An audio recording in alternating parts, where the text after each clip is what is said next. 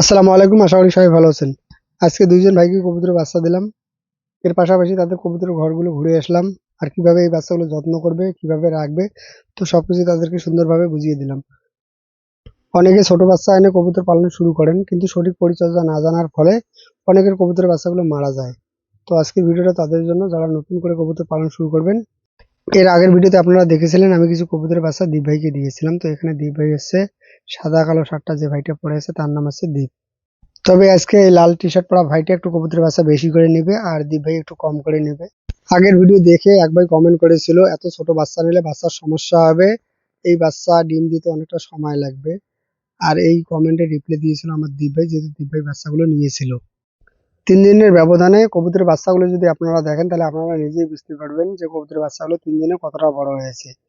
তো যারা এমন ধরনের কমেন্ট করে তাদের উদ্দেশ্যে একটা কথাই বলবো, যে সফলতা কখনো দ্রুত আসে না।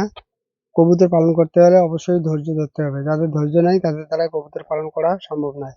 দ্রুত লাভের আশায় হাট থেকে বড় কবুতর কিনে আনলে যে সমস্যাটা হয়, অনেক সময় এই কবুতরগুলো উড়ে চলে যায়, আবার অনেক সময় এই কবুতরগুলো ডিম দেয় না, জোড়া নেয় না, মানে অনেক ধরনের সমস্যা হয়। মানে তখন দেখা যায় যে এখানে লাভের পরিবর্তে উল্টো অনেকটা সময় চলে যায়, তারপরেও কবুতর থেকে ঠিকঠাক ডিম পাওয়া যায় না।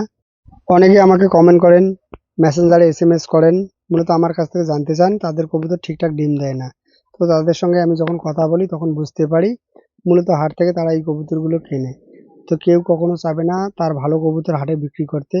খুব কম কবুতর হাটে ভালো পাওয়া যায়। আর যখন ছোট জোড়া কবুতর এনে কবুতর পালন শুরু করবেন, তো এখানে অনেক ধরনের বেনিফিট রয়েছে। তো ১ নম্বর যদি বলি, এখানে প্রথম অবস্থায় আপনারা জোড়া ঠিকঠাক পাবেন। এর পাশাপাশি খুব সহজে এগুলোকে পোষ মানাতে পারবেন। তো নিজের মতো করে এগুলোকে আপনারা তৈরি করে নিতে পারবেন। যদি কেউ কবুতর পালন করতে চান, তো আমার মতে কমসে কম ৫ জোড়া কবুতর দিয়ে কবুতর পালন শুরু করবেন। মানে একসঙ্গে ৫ জোড়া কবুতর নিয়ে আসবেন। তাহলে পরবর্তীতে এই বাচ্চাগুলো খুব সহজে পোষ মানবে। এর থেকেও কম হলে অনেক সময় সমস্যা হতে পারে। ১-২ জোড়া হলে অনেক সময় সেগুলো উড়ে চলে যেতে পারে। আর যদি বেশি হয় তো সেক্ষেত্রেও সমস্যা হতে পারে। তো প্রথম অবস্থায় এগুলো দেখাশোনা করা অনেকটাই অসুবিধা হতে পারে। তো কিছুদিন পরে কেউ যদি বেশি করে পালন করতে চান, তাহলে ১০ থেকে ১৫ দিন পরে আরো ৫ জোড়া নিয়ে এসে শুরু করতে পারেন। আজকে টোটাল কবুতরের বাচ্চা পেলাম ৯ জোড়া। এই ঘরে পেলাম ৮ জোড়া, আর পাশের ঘরে আছে ১ জোড়া। আর এই ৯ জোড়া বাচ্চার মধ্যে দীপ ভাই নেবে ৩ জোড়া, আর বাকি যে ৬ জোড়া বাচ্চা থাকবে, তো এই বাচ্চাটা লাল টি-শার্ট পরা ভাইটা নেবে। তাদের দুজনকেই ১৫-১৫ ৩০ জোড়া কবুতরের বাচ্চা দিতে হবে। তো একসঙ্গে যেহেতু এতগুলো বাচ্চা পাওয়া সম্ভব নয় বা এতগুলো বাচ্চা বড় হয় না, তো এজন্য মানে অল্টারনেট করে এই বাচ্চাগুলো তাদেরকে দিতে হচ্ছে। অনেকে হয়তো কমেন্ট করে জানতে চাবেন যে কবুতরের বাচ্চাগুলো কত টাকা করে বিক্রি করলাম। তো ৩০০ টাকা করে জোড়া বিক্রি করেছি। তবে এখন কিন্তু কবুতরের বাচ্চার দাম বেশি।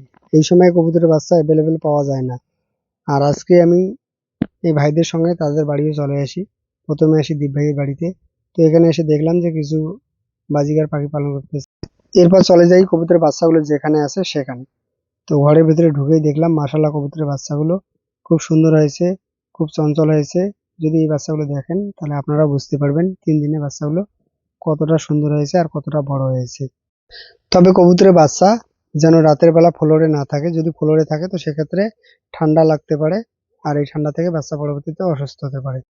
তবে বাচ্চা রাখার সবচেয়ে একটা ভালো উপায় হচ্ছে ফলের যে ঝুড়িগুলো রয়েছে ১ থেকে ১.৫ ফুটের, তো সেখানে যদি বাচ্চাগুলো রাখা যায়, তো এটা হচ্ছে সবচেয়ে ভালো। এই ঝুড়ির নিচে ফুটো রয়েছে, যার ফলে এখানে বাচ্চা ভালো থাকবে। তবে ছোট অবস্থায় বাচ্চাগুলোকে নিয়ে আসার পরে কি খাবার দেবেন? যেহেতু এই বাচ্চাগুলো অনেকটাই ছোট থাকে বা প্রথম অবস্থায় যদি খাওয়া শেখে না, তো এক্ষেত্রে এগুলোকে দিবেন গম, এর পাশাপাশি দিবেন সরিষা। যদি মিক্সার মেশিনে এগুলোকে গুঁড়ো করে দিতে পারেন তাহলে সবচেয়ে ভালো। মানে গুঁড়ো করার সময় এখানে অ্যাড করতে পারেন ছোলা, কাবলি ছোলা, এর পাশাপাশি পরিমাণ মতো চাল। তো এগুলোকে যদি একসঙ্গে মিক্সার মেশিনে গুঁড়ো করেন আর সেটাকে যদি পানিতে গুলিয়ে কোনো বড় ইনজেকশনের সিরিঞ্জের মাধ্যমে বাচ্চাগুলোকে দিনে ৩ বেলা করে খাওয়াতে পারেন, তো এখানে যেমন পুষ্টির চাহিদা পূরণ হবে, এর পাশাপাশি বাচ্চাগুলো তাড়াতাড়ি বড় হবে। এর পাশাপাশি দিনের বেলা একটু করে এই খাবারগুলো এখানে ছড়িয়ে ছিটিয়ে রাখবেন। দীপ ভাইয়ের ওখান থেকে চলে আসলাম এই ছোট ভাইয়ের এখানে। এই ভাইয়ের ঘরটা এর আগের ভিডিওতে আপনাদেরকে দেখিয়েছিলাম।